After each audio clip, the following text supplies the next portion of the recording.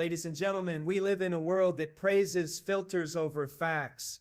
We've learned how to look successful without being fulfilled, how to smile wide while falling apart inside, how to pretend we're okay when deep down we know we're not. But let me tell you something today, and I hope it pierces through the noise. Certainly, below is an expanded 1,200-word segment for Key Point 1, Self-Deception Blocks Growth, written in a seamless, flowing tone that fits a motivational speech and mimics Jordan Peterson's thoughtful, firm, and reflective style. The segment is crafted to flow as if part of the full speech titled Be Honest with Yourself First, and concludes with a single impactful closing line as requested. People have this tendency to look outward when something goes wrong. We blame the system, the culture, the past, even the weather, anything but ourselves. And this is where self-deception starts. It starts not in the loud excuses we shout to others, but in the quiet lies we whisper to ourselves. You tell yourself you're doing everything you can, but deep down you know that's not true. You say you're tired, burnt out, overwhelmed. Maybe that's valid. But sometimes what you really are is undisciplined. You avoid difficult tasks not because you're incapable, but because you've never developed the habit of doing what's necessary instead of what's easy. And you know that, but it's painful to admit, it's uncomfortable to face. So instead of confronting that truth, you bury it, you distract yourself, you create justifications so elaborate that even you start to believe them. And in doing so, you lock yourself inside a version of your life that's far smaller than what you were actually built for. This self-deception becomes a wall, brick by brick, that separates you from the person you could be. And here's the real tragedy. It doesn't even take that much to build. It starts with small things: skipping the workout because you've had a long day, postponing the hard conversation because it's not the right time, staying quiet when you know you should speak up because it's not your problem. Every time you let yourself off the hook without a good reason, you weaken the part of you that could have grown stronger. And the longer you do that, the easier it becomes to live with less effort, less passion, and less responsibility, until one day mediocrity feels normal. And not because you weren't capable of more, but because you lied to yourself just enough to never have to try. Think about that. The lies you tell yourself aren't harmless. They're destructive. They don't just shield you from discomfort, they stunt your growth. You don't get to become who you might be without walking through fire, and self-deception keeps you from even lighting the match. This is why honesty with yourself is not just a virtue, it's a foundation. If you can't be real about where you are, you can't move forward in any meaningful way. It's like trying to read a map when you're not even willing to admit where you're standing.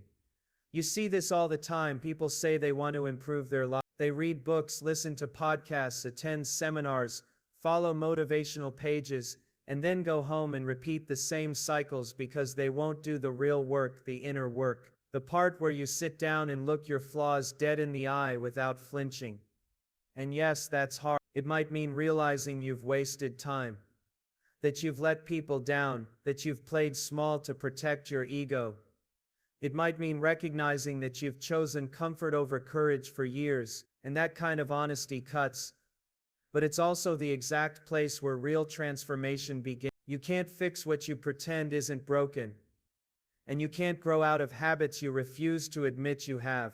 The things in your life that are broken, your relationships, your routines, your lack of direction, most of them didn't just happen to you. You participated in their creation. You allowed it, maybe not deliberately, but consistently. So you have to be brave enough to say, "This is my fault," not in a way that shames you. That's not the point.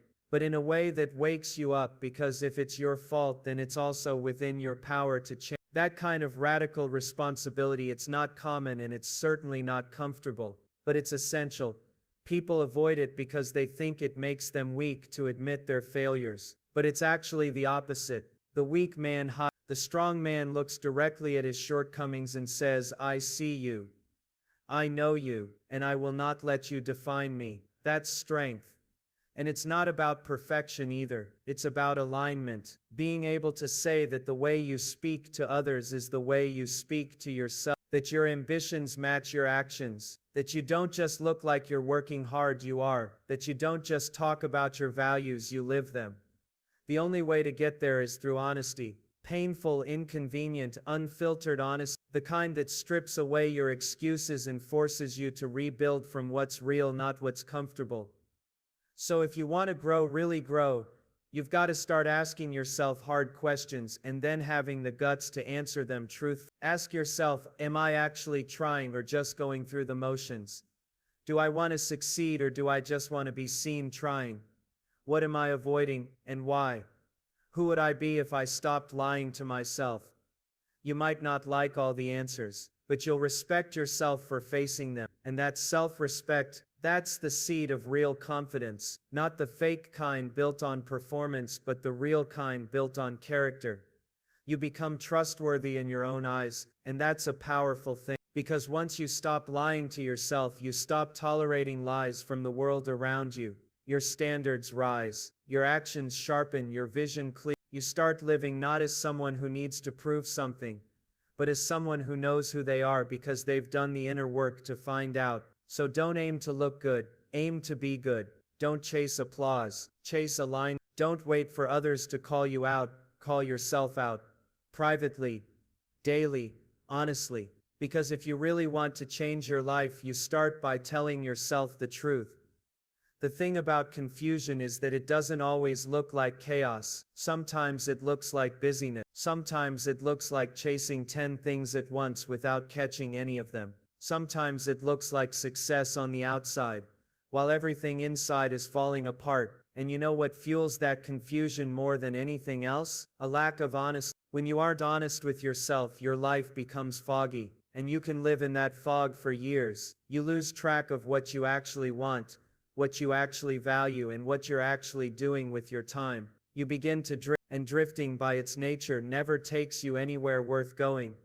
Clarity, real clarity, isn't something that just happens. It's something you fight for. You earn it by telling the truth not just to other people but primarily to yourself, and not the gentle version of the truth, not the one padded with comfort or watered down to protect your ego. I'm talking about the kind of truth that burns a little when you speak it, the kind that leaves no room for illusion. That's where clarity comes from. You sit down and you ask yourself the hard questions, and then you answer them like your life depends on it. Because in many ways it does. What am I doing that's wasting my time? What am I pretending I care about, just so I don't have to face what I really care about? What am I avoiding? Why do I keep choosing short-term pleasure over long-term progress? And you don't get to excuse yourself with vague language. You don't get to say, I'm just figuring things out, when you know you've been avoiding decisions. You don't get to say, I'm just tired, when what you really are is undisciplined and distracted. You see, when you remove honesty from the equation, your words become noise. You lie to yourself so well that eventually, even you can't tell what's true anymore. That's how people wake up at 35, 45, 55 and realize they don't know who they are. It didn't happen all at once. It happened one small compromise at a time, one diluted truth at a time. Without honesty, you become a stranger to yourself. But with honesty, real brutal honesty, you get clarity. You start to see the shape of your life, the patterns, the behaviors, the stories you've been telling yourself to justify your stagnation. And once you see that, you can finally begin to change it. But that kind of clarity comes at a cost. You have to be willing to confront what you've been running from. You have to be willing to admit that maybe, just maybe, you've been the problem more often than you'd like to admit. That some of the pain in your life wasn't bad luck but poor choice. That your potential has been limited not by the world but by your refusal to be honest about what you're capable of. And that stings. Of course it does. But would you rather live with a hard truth now or regret later? Clarity is hard because it eliminates excuse. It puts responsibility squarely in your hands. When you see clearly, you can no longer blame circumstances for everything. You can't pretend to be a victim when the mirror shows you that you've been complicit in your own stagnation. That kind of responsibility is terrifying for some people, but it's also the beginning of real freedom.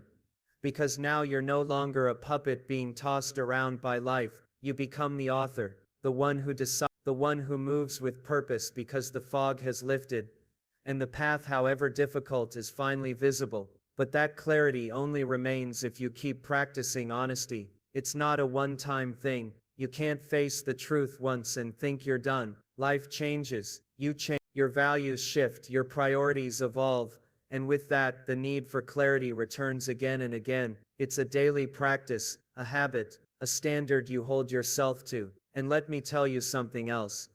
Not everyone will like the version of you that comes from clarity. Some people are comfortable with your confusion because it makes you easier to control. It makes you more agreeable, more passive, less threatening. But when you get clear about who you are and what you want, you start making different choices, sharper choices, and that threatens people who've grown used to the softer version of you.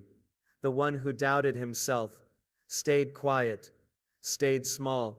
So clarity comes with a price. You might lose comfort, you might lose company, but you'll gain something far more valuable: integrity, self-respect, direction, and those things will build a life that's actually worth living. It won't always be easy. You'll still stumble, you'll still question yourself, but the difference is, you'll know why you're stumbling, you'll know where you're going, and when you know that, you can get back up fast. You can course correct with confidence, because you're not wandering in circles anymore. You're moving forward, even if it's messy. You know what you value, you know what matters, and most importantly, you know who you are, because you've had the courage to face the parts of yourself that most people run from their entire lives. That's what clarity gives you. Not perfection, not constant search, but the strength to walk through your own chaos with your eyes open and your spine straight, because once you see the truth, you can't unsee it. And once you choose to live in it, everything else starts to make sense. There's a dangerous idea floating around in the modern world that your problems are always someone else's fault, that you're a product of circumstances, of systems, of people who failed you. And to be clear, sometimes that's true. People suffer injustice. People get hurt for no reason at all. Life can be cruel. But if you stop there, if that's where your story ends, then you've already lost. Because what you've done is handed over your power. You've given someone else control over your life. And that's what happens when you refuse to take accountability. You live your life reacting instead of choosing, complaining instead of correcting, drifting instead of driving. You begin to believe that your failures, your bad habits, your disappointments, they're all things that just happen to you. And while that may feel easier in the short term, it's also the fastest way to stay stuck. Now here's something uncomfortable. You are not entirely innocent in your own suffering. That's a hard truth, but it's also the most liberating one, because if you had a hand in creating it, then you have the ability to change it. You see, accountability doesn't start when someone calls you out. It starts when you call yourself out. When you look at your results, your behaviors, your patterns, and instead of saying, "Why is this happening to me?" you ask, "How have I allowed this?" That shift in mindset, small as it seems, is the foundation of maturity. Nobody wants to admit they're the reason their life isn't working. It's humiliating. It hits your pride. But think for a moment, how often have you avoided responsibility simply because it would hurt your ego to admit you were wrong? How often have you blamed someone else, or the timing, or the universe, when the truth is, you didn't do what you knew needed to be done? You told yourself you were too tired, too busy, too unlucky. But if you were honest, and I mean brutally honest, you'd see that you've been negotiating with your potential and losing. And here's the problem with that. The more you practice external blame, the weaker you become. Because now your happiness depends on things you can't control. Your progress depends on someone else changing. Your peace depends on circumstances aligning perfectly, which they rarely do. When you stop taking internal responsibility, your entire life becomes conditional. But when you start owning everything you can, your thoughts, your habits, your decisions, you begin to rebuild control. And that's where your power lives. People often talk about confidence like it's a feeling. But real confidence doesn't come from compliments or achievement. It comes from knowing that you can trust yourself, That when things go sideways, you don't panic, you don't run, and you don't blame. You respond. You take ownership. You adapt. That kind of confidence only comes from accountability. Because when you know that you're the one steering the ship, even if you hit a storm, at least you're not waiting for someone else to rescue you. You're not begging life to be easier, you're becoming stronger. That's what accountability does. It hardens your spine. It clears your mind. It helps you face life head on, instead of hiding behind excuses. But to get there, you have to stop waiting for someone to check you. You have to be the one who checks yourself. Ask yourself, what am I pretending not to notice in my own behavior? Where am I asking for things I haven't earned? What standard am I holding others to that I don't even meet myself? If you're being honest, the answers will sting, but they'll also wake you up, because now you're no longer a victim. You're a participant. And once you realize you've played a part in creating your mess, you can start playing a part in cleaning it up. And that doesn't mean everything is your fault. Of course not. But there's a big difference between fault and responsibility. You might not be to blame for everything that's happened to you, but you are responsible for what you do next. And that distinction is everything. You want to live a meaningful life, a strong life, then stop outsourcing your accountability. Don't wait for someone else to set your standard. Don't wait for life to force you into discipline. Build that standard for yourself, even when no one is watching. Especially then. Because that's the test, isn't it? Not how you act when everyone's looking, but how you act when no one is. When no one will notice if you cut the corner. When no one will know if you lied. When no one will check if you showed up fully. That's where character is built. That's where kernel accountability becomes your compass. And once it's there, once it's real, it doesn't matter what the world throws at you. Because you've got something solid inside you that you can rely on. Not perfection, not performance, but integrity. It's not glamorous. You don't get applause for it. No one's handing out awards for the person who silently holds themselves to a higher standard. But those are the people who change things. Those are the people who, over time, build lives they can be proud of. Not because they were lucky, but because they were honest. And when you start living that way, when you hold yourself accountable before anyone else has to, you stop fearing judgment. You stop fearing failure. Because you're not pretending anymore. You know who you are, and you're working on it. That's more than most can say. So hold yourself to your own word. Don't just speak of who you want to be. Act like it. Keep the promises you make in silence. Build the habits no one sees. Clean up the parts of your life that no one will applaud you for fixing. Because that's where real strength lives.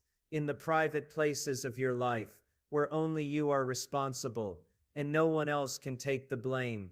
We live in a world that idolizes comfort. Everything is optimized for convenience.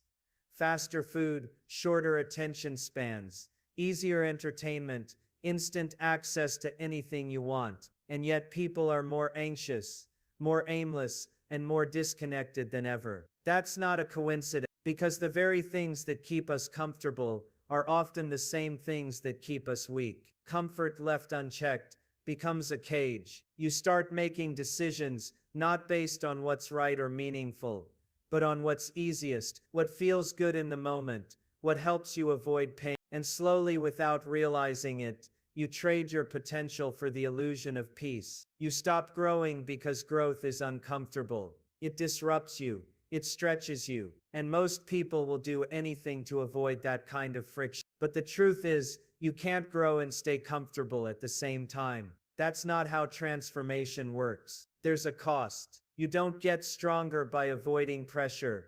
You get stronger by stepping into it. By showing up, even when it hurts, especially when it hurts. Because that's where your character is forged. And the first discomfort you have to face is the truth about yourself. That's why honesty is the foundation of growth. You can't fix what you won't admit. You can't improve what you refuse to confront. If you're not willing to sit down and say, here's where I'm weak, here's where I'm inconsistent, here's where I'm still living beneath my values, then what are you even building? A lie?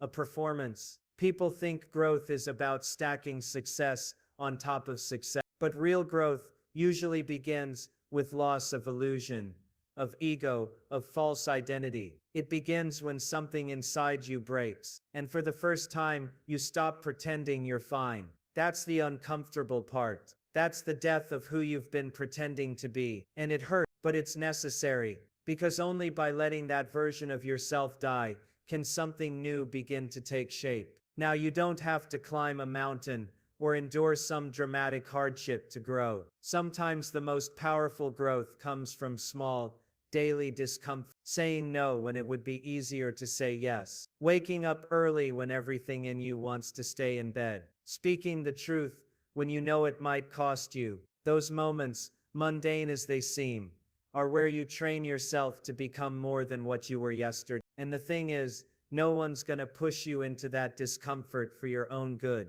Life might, crisis might, but ideally you're the one who steps into it willingly. That's what it means to take responsibility for your growth. You don't wait for the world to force you into action. You choose the path of pressure, because you understand that's where your next version lives. This is where discipline enters the conversation. Discipline isn't about being harsh with yourself. It's about choosing what matters most over what feels best right now. It's the internal agreement you make with yourself to walk into discomfort, not out of self-punishment, but because you know that's where the good stuff is. You want confidence, you want clarity, you want a sense of meaning. Those don't come from staying safe. They come from doing the hard things again and again, until one day you look back and realize you're not the same person you used to be. You've grown, you've changed, you've earned your strength, and that strength doesn't make life easier. It makes you more capable, more grounded, more able to carry the weight that life inevitably brings. Because here's the truth, life is hard no matter what. You don't get to avoid pain, but you do get to choose the kind of pain you experience. There's the pain of discipline, of growth, of change, and then there's the pain of regret, of stagnation, of slowly becoming someone you don't respect. One of those leads somewhere, the other eats you alive. So if you're gonna suffer either way, and you will, at least let it be in the direction of something worthwhile. Let it be the kind of discomfort that builds you, not breaks you. But you have to be honest with yourself about what that really means. It means not romanticizing growth, not pretending it's all inspiration and feel-good breakthroughs. Sometimes it's lonely, sometimes it's boring, sometimes it's downright brutal, but it's in those moments when you want to quit, when no one's clapping, when the old habits scream louder than the new ones, that your identity is being rewritten in. That's where the work gets done. And let's be clear, you're not always gonna feel ready. You're not always gonna feel motivated. That's not the point. The point is whether or not you move anyway. Whether or not you choose discomfort when it presents itself as the doorway to something better. Because once you start doing that, once you begin associating discomfort, not with danger, but with transformation, your entire mindset shifts. You stop fearing the pain, and you start respecting it. You see it as a teacher, a refining fire, and that changes everything. It changes how you approach your work, your relationships, your goals, even your failures. You start asking, what is this moment demanding of me that I've been avoiding? What version of me needs to rise up to meet this challenge? And you stop waiting for the perfect conditions to grow. You understand that growth doesn't care about your convenience. It cares about your willingness, your commitment, because that's the final truth. No one is coming to save you. And that's not depressing, it's empowering. It means you don't have to wait anymore. You can start now. You can step into the discomfort, the challenge, the truth right now. And every time you do, you become more of who you're meant to be. So stop chasing comfort like it's gonna fix you. It won't. Comfort may feel good in the moment, but it never gave anyone a meaningful life. Growth did, and growth demands discomfort every time.